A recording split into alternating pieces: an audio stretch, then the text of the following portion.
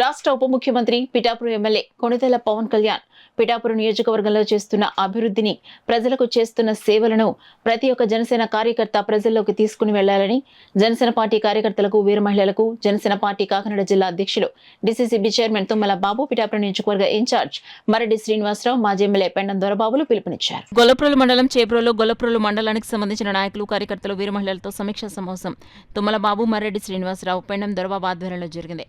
ఈ సమావేశంలో పార్టీ నాయకులు, కార్యకర్తలు, వీర మహిళల సూచనలు, సలహాలు తీసుకుని అనంతరం వారితో మాట్లాడి పలు అంశాలపై చర్చించారు. నెగ్గిన తర్వాత మన గ్రామాల్లో అనేక కార్యక్రమాలు చేస్తున్నాం.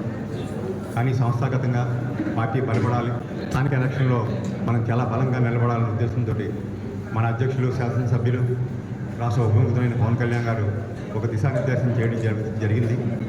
దానికి సంబంధించి ప్రతి గ్రామం నుంచి 5 మెంబర్లు ఎంపిక చేయడానికి 5 సభ్యులు కూడినటువంటి కమిటీ వేయడం జరిగింది.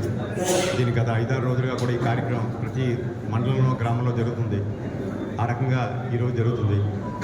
దీని యొక్క ముఖ్య ఉద్దేశం ఏంటంటే ఈ 5 మెంబర్ల కమిటీ వేసిన తర్వాత పవన్ కళ్యాణ్ గారి యొక్క ఆదేశాల మేరకు ఈ సమీక్షలు జరుపుకుంటూ ఉన్నాం. వారి ఆదేశం ఏమిటంటే పిఠాపురం నియోజకవర్గంలో ఉన్నటువంటి 52 పంచాయతీలు మరియు 2 మున్సిపాలిటీల్లో ఉన్నటువంటి వార్డుల్లో అన్నింటినీ కూడా సమావేశాలు ఏర్పాటు చేసుకుని వారి నుండి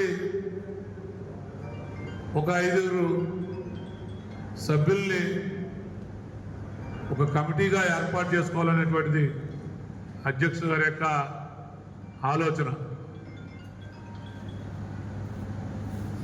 దానికి కారణం